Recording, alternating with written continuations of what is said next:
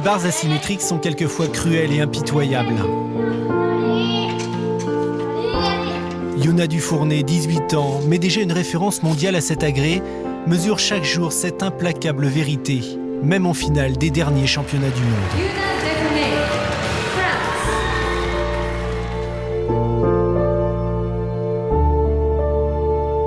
Concentré, hein. Très concentré. C'est parti. Pied main, retour basse supérieure, très bien passé, ce passement filet de tour complet. Oh non, c'est pas vrai. Chuter pour Yuna, c'est l'épilogue d'une préparation perturbée. Elle l'avait dans les mains, quelle déception.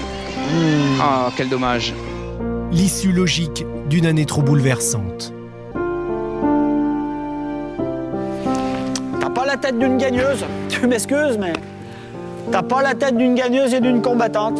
Là, il n'y a pas la tête d'une fille qui va préparer les championnats du monde et qui veut sa place dans l'équipe. Tu dois pencher les épaules. Un an plus tôt, dans son village d'Avoine, en Touraine, Yuna est encore cet enfant de la gym qui a grandi au même rythme que son club et ses entraîneurs, Gina et Marc Chirilsenko. C'est joli ce que tu fais, mets-toi en valeur. Lève ton nez. Capte l'attention, pas. Voilà. Gina l'a pris en main, elle avait 8 mois. 8 mois. Et Gina ne parlait pas du tout français. Elle s'occupait d'Yuna qui était toute petite, donc on lui faisait faire des galipettes, des équilibres. Elle était toute petite, elle marchait à peine. On l'a vu bébé, quoi. Donc, on l'a vu bébé pratiquement net. Une petite fille bouclée, 18 mois, qui était alerte, vigoureuse, qui avait envie de bouger et qui s'est pris de passion pour l'activité à travers sa sœur dans un premier temps, puis ensuite à travers sa propre expérience. Et dès l'âge de 4-5 ans, ils se sont mis à lui faire 4-5 heures de gym par semaine, et puis après 6 heures, et puis dès le CP, elle était déjà au moins à 15 heures de gym, hein, je pense. Quand à 10 ans, elle commence à présenter des signes d'intérêt pour l'activité. Elle a les yeux qui brillent quand elle fait une roue sur la poutre. À l'époque, c'est le goût de s'envoler, de tourner autour d'une barre, de se tordre en deux sur une poutre. Quand on voit qu'elle a envie d'essayer toute seule sur le trampoline, des figures que font les plus grandes. C'est plein de choses comme ça qui font que la gym devient une passion de jour en jour, quoi. Tous les dimanches, j'allais voir ma maman et je lui disais « on joue au podium ». Maman, on joue au podium. Voilà. On mettait un tabouret. J'allais chercher les médailles à ma sœur. Je me vois encore monter sur la chaise et que ma maman m'appelle première Yuna Dufournet. Alors je montais sur la chaise et elle me remettait la médaille. Vous la voyez à la salle arriver dans une compétition, mais encore maintenant, elle arrive toujours en premier, toujours en premier. J'avais horreur que quelqu'un me passe devant. Elle s'entraînait, mais vraiment pour préparer les compètes à fond et être à fond dedans. Même si j'avais pas de capacité, forcément, j'y allais pour y arriver. C'était la médaille, n'importe quelle couleur, n'importe quelle compétition, il fallait une médaille. On sent que c'est ça qu'elle aime, quoi. Elle a un regard qui s'illumine.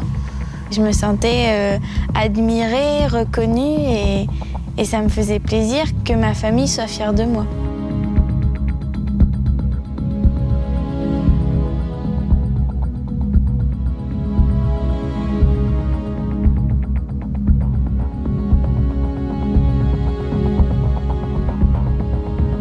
Les années ont filé et je suis jamais sortie d'une salle de gym. 8e et dernier passage dans cette finale au saut féminin. Les progrès sont impressionnants, les succès éclatants. C'est un moment déterminant. Allez, allez, allez. Et ça pile. Elle a tout juste 16 ans lorsqu'elle obtient en 2009 au championnat du monde une 5e place au concours général et une médaille de bronze au saut de cheval. From France, Yuna Dufournet. La trajectoire fulgurante d'une adolescente lancée à grande vitesse vers les Jeux Olympiques de Londres.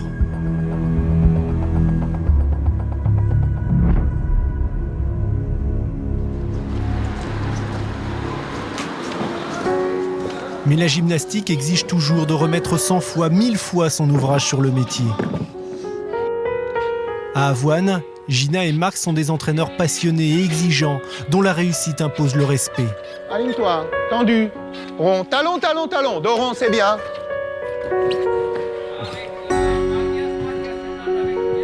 Dos rond, Yuna, oui. Dos rond, ouverture. Ok, c'est dos rond, appuie, bras tendu, dos rond.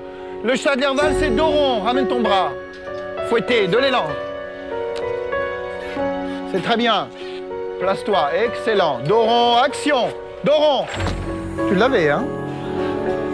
Depuis qu'on est toute petite, on s'est posé des fois des questions si on devait partir en pôle ou dans des gros centres, quoi. À chaque fois, on disait non, on n'avait pas besoin de partir étant donné qu'on avait tout ce qu'il fallait autour de nous. Moi et Chloé, on était des gagnantes et on a toujours eu l'ambition de réussir. La seule bagarre qu'on avait, c'était qu'on ne voulait pas qu'elle parte à Paris.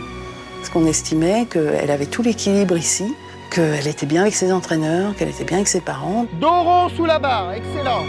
Le passe-fil, c'est dos rond, bras tendu. Là, dos rond en roule. Fouetté, ouvre.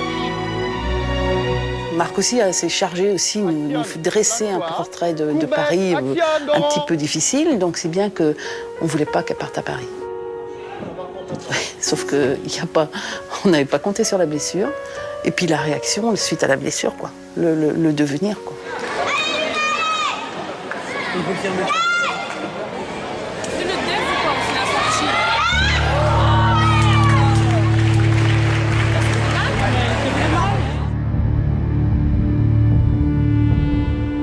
On a trop tiré sur la corde à Albertville, quoi. Elle était trop fatiguée, elle avait un genou qui était très enflé, et puis elle a voulu donner un maximum, et puis il y a eu la chute, quoi. Le corps meurtri, elle vit mal cette mise à l'écart forcée. Une rupture qui en appelle bientôt une deuxième, plus douloureuse encore, avec Gina, qui ne souhaite plus aujourd'hui évoquer Yuna, de près ou de loin. Une blessure au genou, c'est 6 à 8 mois. Alors effectivement, là, dans ce cas-là, ça a été plutôt 8 mois que 6 mois. C'est long. Et là, le doute s'est installé. Parce qu'elle a souffert beaucoup. Bon, l'opération, c'est une opération quand même importante. Il faut un temps de cicatrisation qu'elle n'a pas eu ici. Le mois d'août, la rééducation à Cap-Breton, où mon épouse l'a accompagnée pendant 15 jours. Et là-bas, ça s'est mal passé. Ça s'est très mal passé. J'avais Yuna tous les soirs au téléphone en pleurs parce qu'en fait, elle faisait la rééducation au centre de Cap-Breton, mais Gina lui refaisait une rééducation le soir, sans manger parce qu'il fallait maigrir. Normalement, c'était on va faire doucement, mais ça n'a pas été doucement, ça a été non-stop.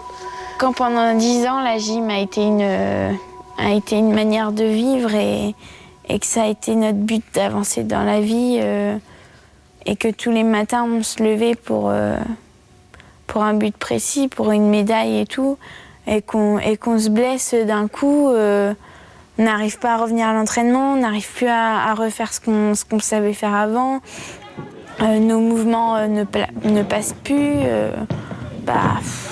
lassitude complète quand c'est un mois comme ça, deuxième mois on n'arrive pas à reprendre, troisième mois on commence à en avoir marre et on se referme complètement et là c'est l'échec total, quoi.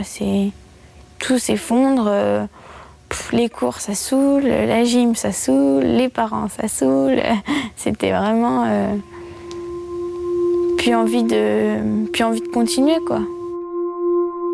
Yuna n'allait plus, ça n'allait plus, quoi. Elle ne parlait plus, elle ne souriait plus. Elle venait à l'entraînement, elle était stressée, fatiguée. À chaque fois, elle me disait j'y arriverai pas. Je le disais à Marc, je le disais à Gina, ça va pas, Yuna, ça va pas. Oh non, c'est de la comédie.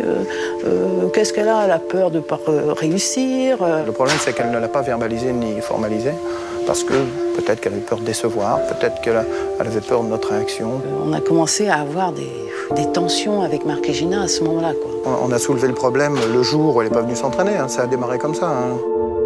Une après-midi, elle n'est pas venue s'entraîner. Elle a commencé à exprimer véritablement quand elle est revenue de la journée nationale, au mois de janvier. Et quand elle est revenue, elle me dit j'arrête la gym, maman. Elle me disait de toute façon la gym, j'arrête, quoi, j'en peux plus, je veux arrêter. On n'arrête pas comme ça, enfin, ça me paraissait complètement aberrant.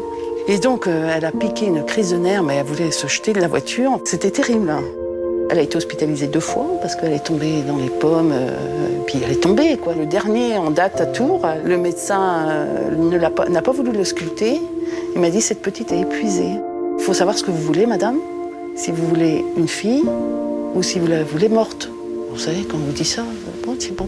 Non, moi je veux pas de gymnaste, moi je veux ma fille tout simplement.